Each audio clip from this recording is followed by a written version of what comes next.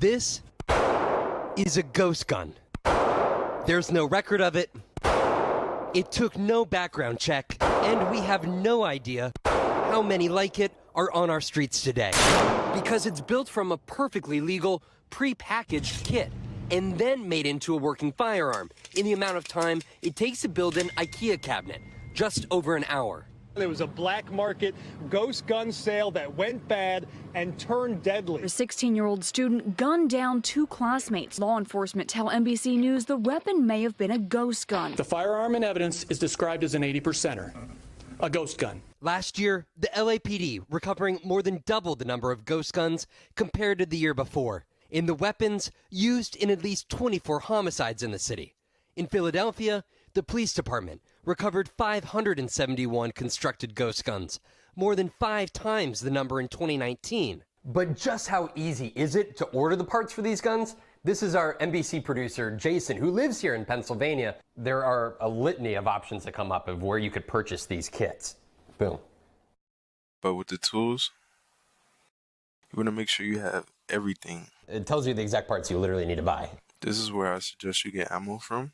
Done. Thank you for your purchase. Jason was able to place this order because he lives in one of the 40 states that has not regulated the selling of these kits.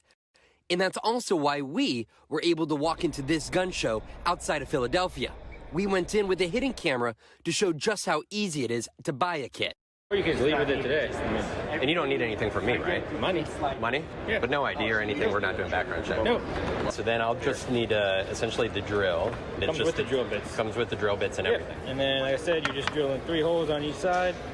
Cut these tabs off. There's tons and tons of videos online. Okay. Like if you just Google. How long does it usually take you?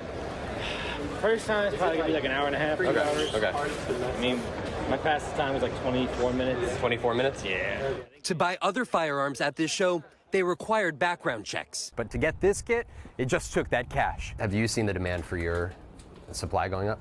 Yeah, the entire industry's gone up. We tracked down Jordan Vinrow, the major ghost gun kit supplier in Pennsylvania, as we left the show. So don't you bear some responsibility then when these guns get into the hands of criminals? No, because I'm not a criminal. But you're essentially handing them a piece that they can build in a half an hour and turn it into a gun. Yeah, you can get keys and a pack of Budweiser and drunk drive kill somebody too. Last year, the man who ran Pennsylvania's major gun shows agreed to no longer allow the sale of these kits. But when met with pushback by Vinrow and others, he sold the gun shows to Vinrow, who went right back to selling them. You're following the laws right now. Yeah, 100%. Handing over those kits just for cash, that is by the books. Yeah, it's like buying a lawn chair at Walmart.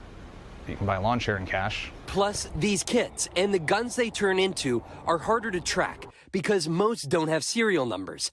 Because of these legal loopholes, many of them across the country, from shows and online sales, are bought by former convicts who are, by law, barred from owning these weapons. As just one example, there were 586 such convicts arrested with ghost guns in Los Angeles just last year. This is the beginning of a ghost gun. This reality has led many to call for a change in the law. Pennsylvania Attorney General Josh Shapiro has tried to classify these ghost gun kits as firearms. That would force people to pass a background check to get them. Do you even begin to know how many are out on the streets? I think it's almost impossible to know at this point. We need a national answer. But there is no sign of legislation passing on Capitol Hill. The Biden administration is, however, working on formalizing new regulations to help curb the rise. A ghost gun should be treated like a regular firearm. 2 weeks later, we returned to Pennsylvania and met up with special agents from the AG's office who agreed to use the kit we purchased from the show and build it into a ghost gun. But we also could have done it ourselves. If you just go to YouTube, videos, how to, are still all over the internet. We won't show you all the steps, but for the agents, it just took some drilling, sanding down, and a little bit of hammering. A firearm. Just over 1 hour later, ready to go. Wow, Vaughn, you're here with me in the studio. I'm shocked by so many things you showed us there. The YouTube videos that you mentioned over and over again. One of the people said to you, "There's tons and tons." The guy in the gun show said, "Tons and tons of videos."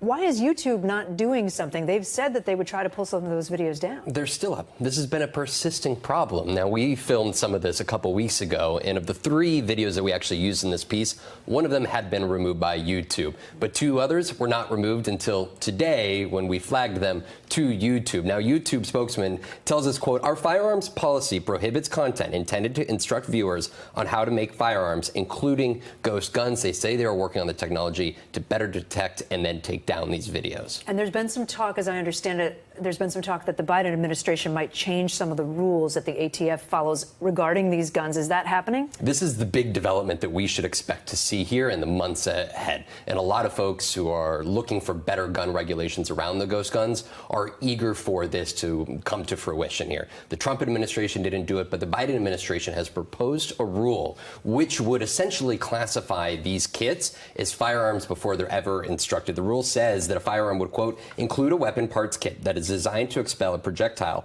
by the action of an explosive." Now, the big question is, when this rule were to go in effect, how would it impact the ghost gun industry? We did reach out to the manufacturer of that kit that we bought, but have not heard back at this hour, Kate. So everything you just said basically means it's considered more of a firearm then. Correct, more of a firearm, which, again, just only 10 states have actually passed legislation to that effect here at this point. Vaughn, fascinating. Thank you for providing. Recovered by law enforcement from crime scenes has jumped nationwide. That's right. Next week, federal officials will begin regulating these unserialized homemade firearms.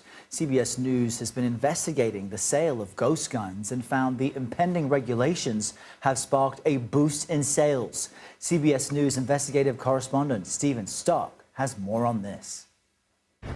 The actual work is pretty easy. To find out just how easy it is to make a ghost gun, This is blank. we visited Bob and Hugh in a garage in California's Central Valley, where they've been building these homemade guns for years as a hobby. They ask us to withhold their last names because they fear backlash. The whole process takes about an hour and a half. They showed us how they take what to most of us looks like a gun part, Magazine release. but under current federal law is regarded as just a hunk of metal, a paperweight. This is what it ends up looking like. And within an hour or so, on the garage workbench, turn it into a working homemade firearm, just like one from a manufacturer. The only difference? Most privately made firearms created this way have no serial numbers, almost no way to trace them if they are later used in a crime, earning the name ghost guns. Another AR-15 lower receiver. You can buy an unserialized ghost gun part legally with only a credit card and an address in most states. For now, we know because we did it. Okay, we shall see. Bob and Hughes started putting serial numbers on all the guns they make starting in 2018, when a California law began requiring ghost gun registration there. Rules that will soon extend to every state as the federal government plans to mandate serial numbers on all relevant gun parts used to make homemade firearms. They'll also require anyone who buys these parts to submit to a background check. They're going to be discouraging people from going out and participating in this hobby. But multiple law enforcement sources tell us the new rules aren't meant to target hobbyists. They're intended to stop those who produce guns to sell to criminals who otherwise couldn't get a gun legally. The number of ghost guns or privately made firearms recovered and traced by law enforcement from crime scenes since 2016 has exploded nationwide, 1,000%. It is very troubling. Charlie Patterson, special agent in charge at ATF's Washington, D.C. Field Division, says untraceable guns lead to more crimes they can't solve. Here in the district, 41% of all privately made firearms that are recovered linked to another shooting. Numbers that could go up. CBS News has found that there's a rush to sell off these soon-to-be regulated gun parts. A fire sale, so to speak. Does that worry you? That is a concern for all law enforcement. Matthew Verisco is special agent in charge of ATF's Philadelphia Field Division. We have cases in Pennsylvania related to individuals that are trying to unload their inventory. Is it really going to be effective enough? Any tool that can be utilized by law enforcement to help solve violent crime will be effective. Bob and Hugh say they don't believe the new rules will reduce violent crime anyway. It's not going to work because it's the same thing. Criminals don't obey the law. And CBS News investigative correspondent Stephen Stock joins us now for more on this. Stephen, welcome. Really interesting piece there. You got into that a little bit in your reporting about why the sale of ghost guns and the parts used to make them are surging. But do we have a sense, or does law enforcement have a sense of how many ghost guns are out there and how many of these parts are out there right now? Tanya, great question. Of course, we don't know exactly how many because we can't trace them. They're untraceable. By the way, I just want to let you know, we got the part in the mail. Here it is. Oh, yeah. A lower 80 for an AR-15. Wow. No serial number, no way to trace it, all perfectly legal in most states up until next Wednesday. But because we can't trace it, we don't know how many. I will tell you, ATF has recovered and traced 45,000 of these ghost guns in the last couple of years, but they say they're only tracing less than 1%. So do the math. We're talking about likely tens of thousands, if not hundreds of thousands, of these parts out there. So then, Stephen, what do we make of these new regulations? You've got law enforcement believing that it will help reduce ghost guns being out there, but the folks you spoke with who make them say probably not. So what's the estimation on what happens next? Another good question, Errol. And the bottom line is we don't know, and we're going to find out because this is the first time the federal government has actually tried to do some kind of regulation. We know for decades this has been left unfettered. It's like the wild, wild west out there. I can tell you that ATF and my law enforcement sources across the country believe this will make some impact, that this will not be as easy as what we did, right? You can't go online, at least not without a background check. And if I get this part after Wednesday of next week, they'll have to put a serial number on it or they'll lose their license. Right. So that will have an impact. But those hobbyists or the people who want to do bad and hide the guns, I mean, if you think about it, if you're a criminal, you don't want a serial number. You don't want a way to trace it. There are worries that they will find a way around the law and they'll just continue to make them at home.